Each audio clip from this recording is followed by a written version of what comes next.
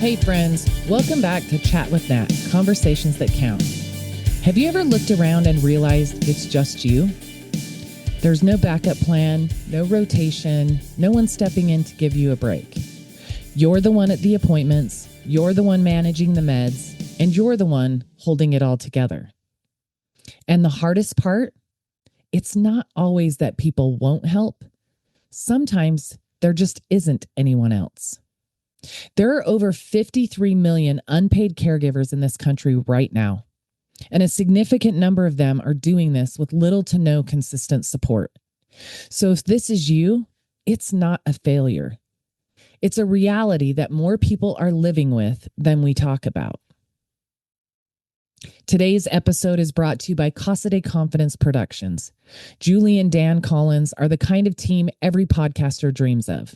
They're supportive, professional, and incredibly talented at helping your voice come through clearly and confidently. If you've ever thought, maybe I should start a podcast, go connect with them at casadeconfidence.website and see what that might look like for you.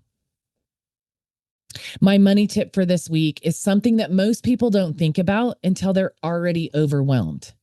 When you're caregiving alone, the financial impact multiplies. Nearly half of caregivers end up using their own savings or retirement to cover care-related expenses, and many are spending thousands of dollars a year out of pocket without any help. If you haven't listened to my episode from 2 weeks ago, go back and listen to that one.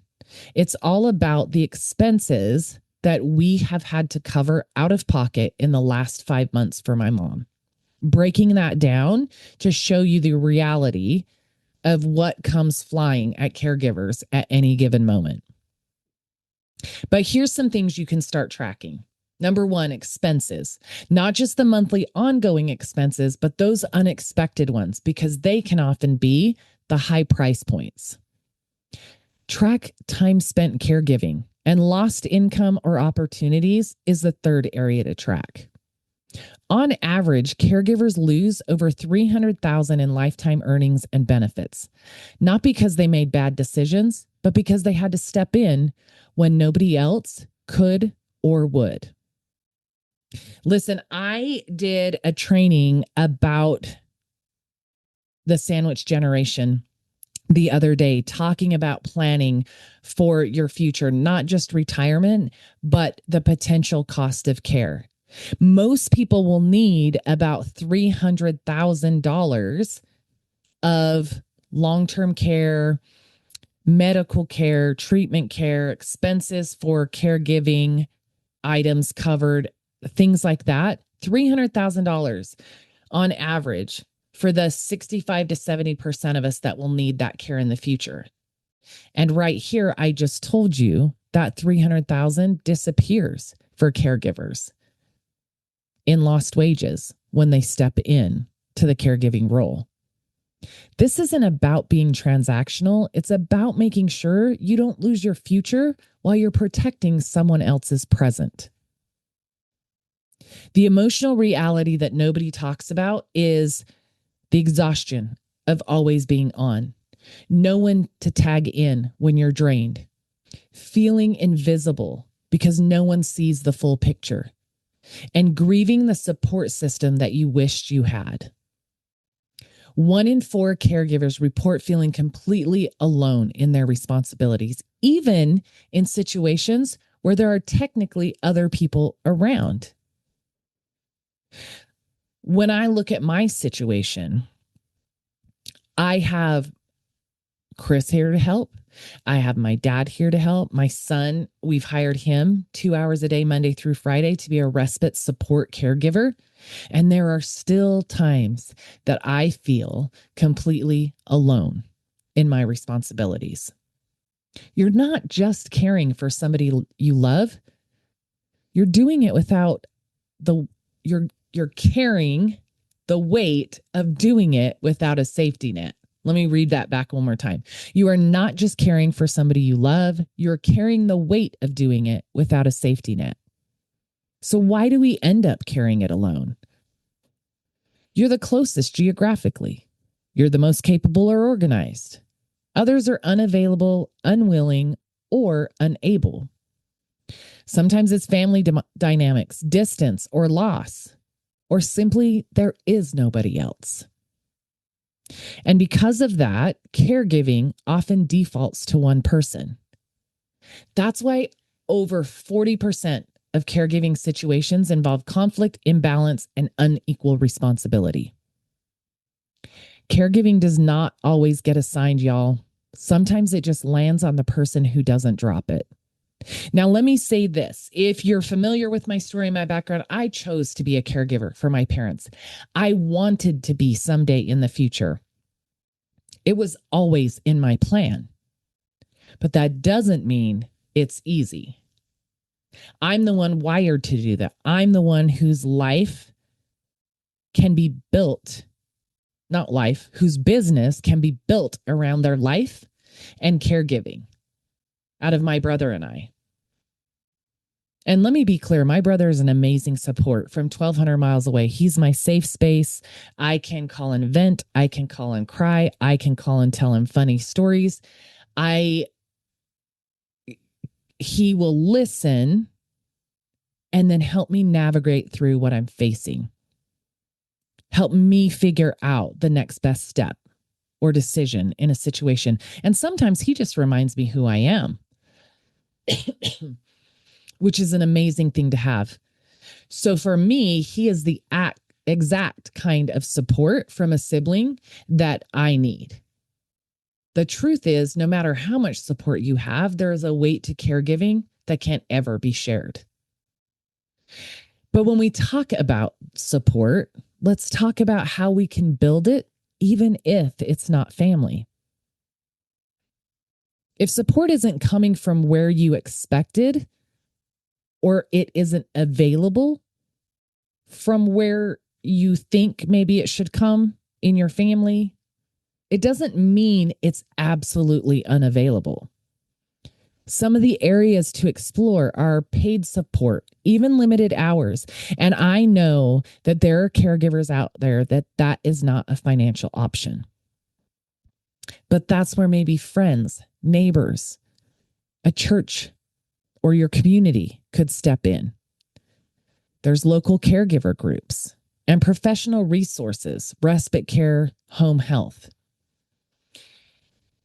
I will say this, not enough. Now, the more I've talked about caregiving, the more caregiving groups I've jumped into, the more I do see caregiving talked about. But a lot of those groups I'm in are private groups. They're the safe space for caregivers to go and just release.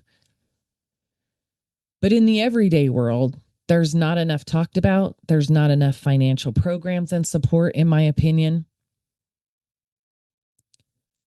But there are some. And of course, that's going to depend. I mean, if you're in a rural area far away from any kind of city or significant sized town, you may not have those resources. And sometimes it's a pride thing. Sometimes you want to feel like you have it all together, and to tell somebody you need help is just too hard. And yet, one of the most important things you can do. Now, this goes both ways. As caregivers, we need to ask for help more. In my own home, with the support I have, I need to ask for help more sometimes, because I'll get to a point where it's obvious I need help, but at that point, I'm frustrated about receiving it. Instead of realizing, man, today's an off day for me, or man, I really wish, Dad would feed Mom this meal for me. And I have learned to ask, and I am still learning to ask. I have an amazing community of people who say, hey, if I can ever come sit with your mom, or this or that or the other. Well, listen, my mom's bedbound now, and there's a lot of responsibilities that come with bedbound care that people have to be comfortable with. And that's a lot to put on somebody. And yet I do feel like I need to find ways to take advantage of that, maybe shorter spans of time. I don't know. But it goes both ways in the sense that as caregivers, we have got to get comfortable asking not just our family members who may be unwilling or maybe we don't have any.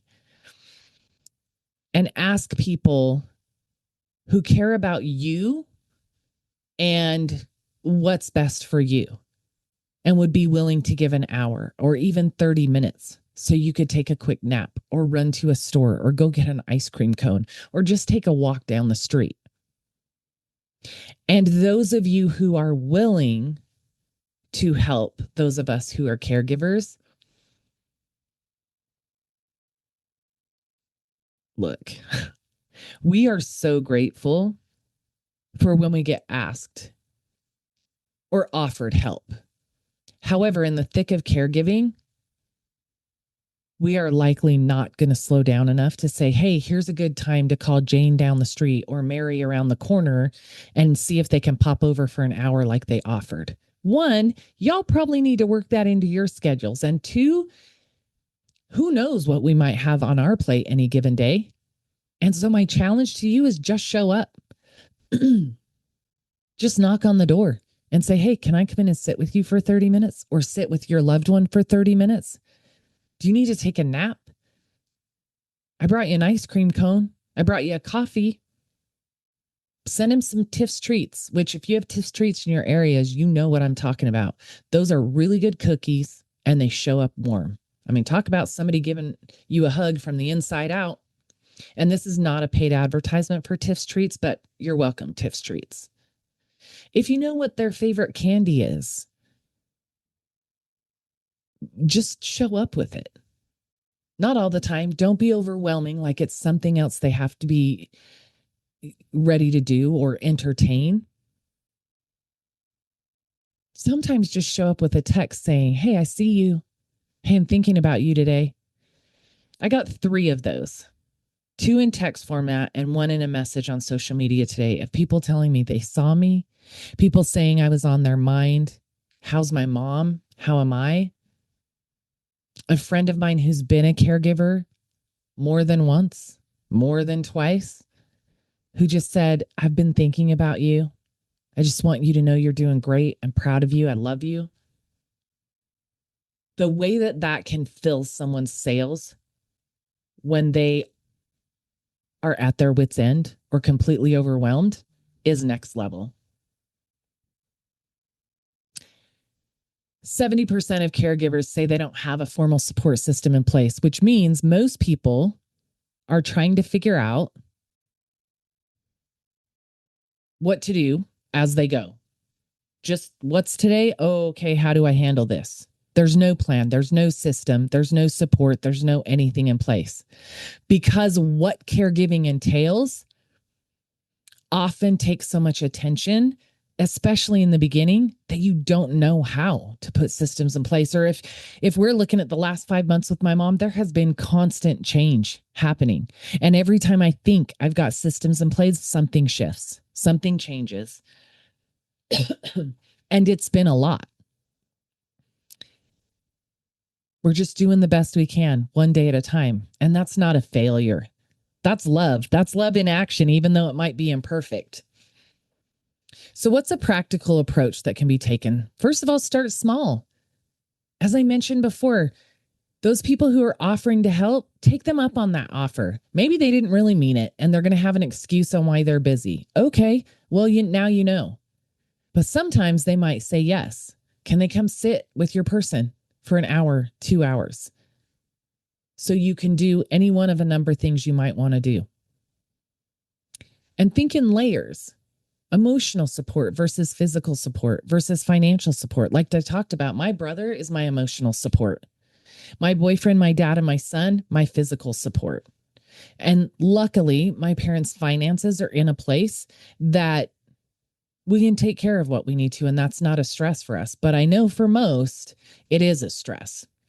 The majority of caregivers are constantly carrying the weight of how can I afford this? Support does not have to be perfect to be helpful. Please, caregivers, reach out. Reach out and ask. And I know many of you have, and the answer you've gotten is no. I get it. Look for help outside your family. And again, If financial support is something you need help with, guidance with, please reach out to me. I will sit down with you and have a conversation and see how I can support you or help you navigate things from a financial perspective. I would be happy to do that. Create a simple care system for your sanity. Oh my gosh, that's so important. Number one, document routines, track medications and appointments, create a weekly rhythm. Y'all, I know my mom is bedridden now, so routines are really my routines in caring for her.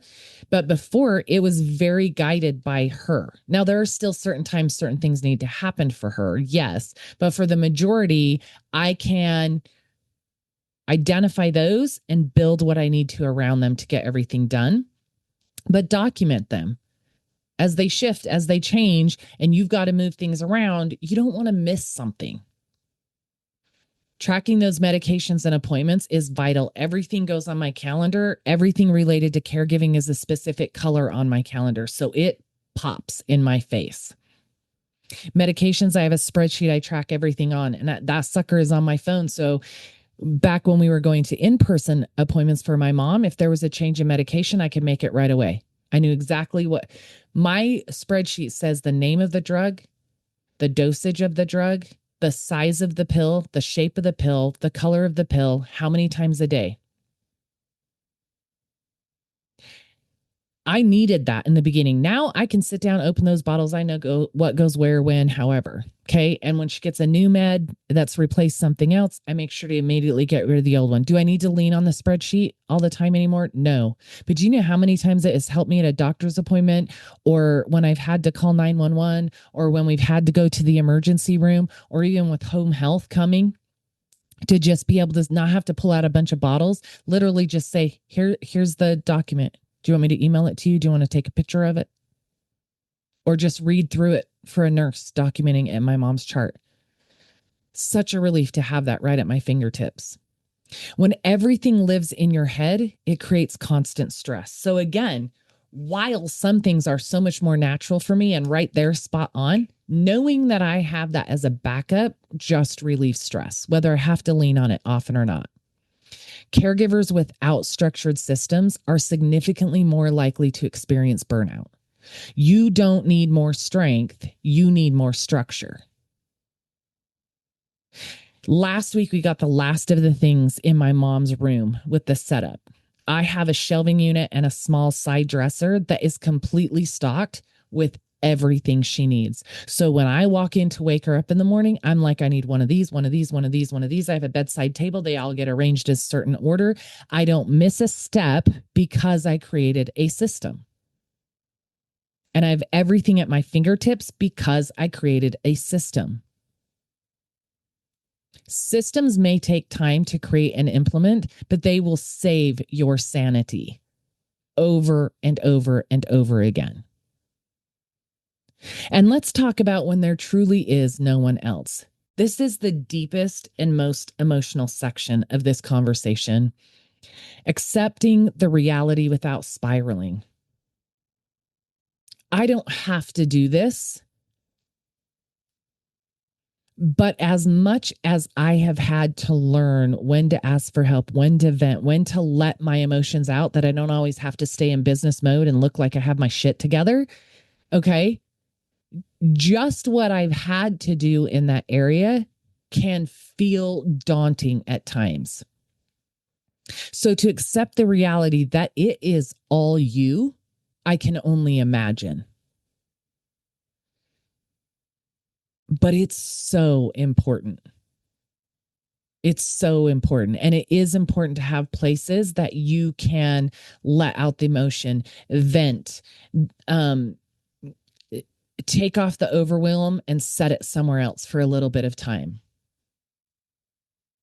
You have got to let go of the idea of this shouldn't be mine to carry, because whether it should or not, it is. And then there's grieving the absence of support. All of those things are so real. And I am not being heartless, and I am not trying to overlook these, because my situation is not as difficult as others, I 100% knowingly admit I am blessed with the community in my home, outside my home, the support I have even from a distance from my family. I am so, so utterly blessed. And I know many, many, many of you, or those who are caregivers, do not have the luxuries that I do in those areas. But if you stay in a place of spiraling, constantly focused on why me? Why is it me? Why couldn't somebody else do it? Why won't somebody else do it? And being focused on the lack of support that you have, it will make that weight you carry 10 times heavier.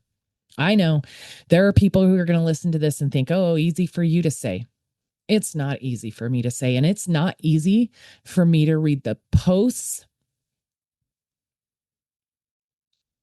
from the people who are walking that path.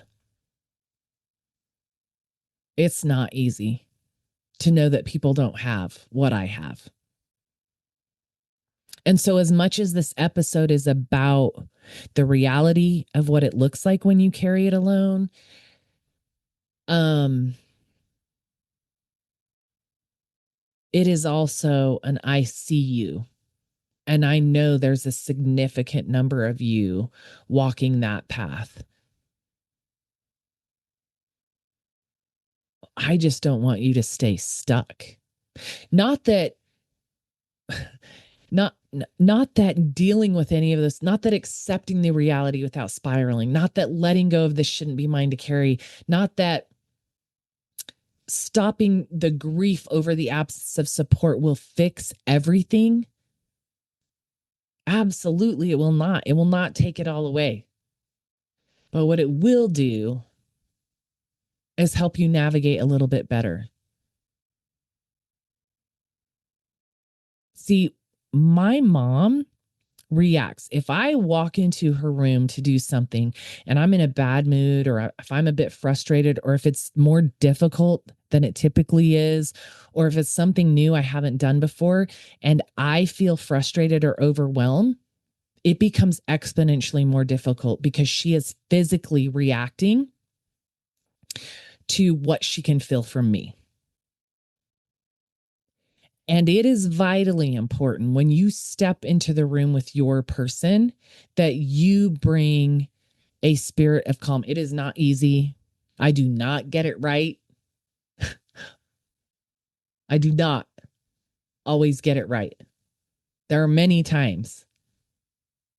Sometimes on a daily basis, I miss a mark and then I'm like, man, I didn't have to make that so hard. Man, I probably made that even more stressful for mom than it needed to be. I recognize that. But it's also what opens those windows to find some of the beauty and the joy amongst the hard of caregiving. Even though millions of people are in this position, it doesn't make it feel any less heavy when it's your life. And that is what I have realized so much more this last couple months, that I've really started getting in some caregiving groups on social media. Again, where I can release information, where I can support and share things I've learned along the way and receive support in areas that are new to me. I can ask questions and not feel like I'm being judged. And so sometimes that's the easiest place for us to go. And we can get so much support and help and recommendations there. But we have to start talking about it more out in the real world and stop worrying about hurting other people's feelings, because our reality is what it is. You don't owe anybody an apology for the weight that you carry as a caregiver. And sometimes finding your voice to share it, regardless of whether or not it pisses some people off, is again like taking a deep breath. You've got to have a place to release because it is heavy. It's your life. You step into it every single day. And if you continue to carry it and hold on to it with no place to release, it is going to be detrimental for your mental health, your physical health, and every other area of your life. You can hold love for the responsibility of caregiving for somebody and still acknowledge that it's hard and unfair. That is one thing I talk about all the time. It is both things at once. I break sometimes, and I am also incredibly positive, joyful, and outwardly speak about how blessed I feel in this situation, all at the same time. It is so important to protect yourself mentally and emotionally on this in this process, on this journey. Micro breaks matter. Letting just a little bit out can be such a huge weightlifting experience.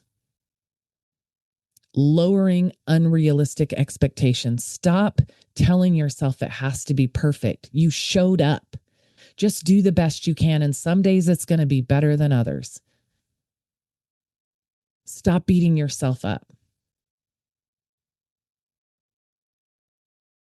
Letting good enough be enough, because sometimes that's all you've got. And creating moments of reset.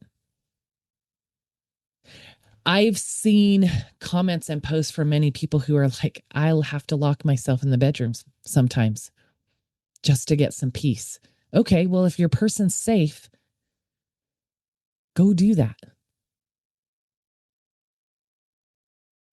Sometimes I go for a walk down the street just to get a break, is what I read from one woman. Okay, go do that. Because those tiny little moments where you can create even a few minutes of escape, of self-care, which to lock yourself in your room and take a few deep breaths for a little while or a quick nap, that is self-care, my friends. That is self-care. And the truth is, it's even more important for those 60% of caregivers who are women, who are balancing careers, children, and caregiving all at once.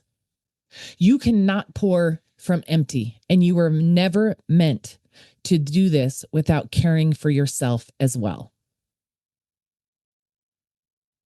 Here's the empowerment shift. This isn't what you planned, but it matters. You're creating dignity and comfort for somebody that you love, and you're showing up in alignment with your values. In a world where millions are quietly carrying this role, you're choosing to show up with intention, and that's powerful. You've got to keep yourself strong to be able to manage it, because every single bit of it will break you otherwise. And at the end of the day, this isn't just responsibility, y'all. It is love in action. Here's my hot take for this episode. If you're carrying this load alone right now, stop waiting for the situation to suddenly become easier. Stop waiting for help that may not come, and instead start building a way to carry this that doesn't cost you yourself in the process. Because caregiving is an act of love, but losing yourself in it should never be the requirement.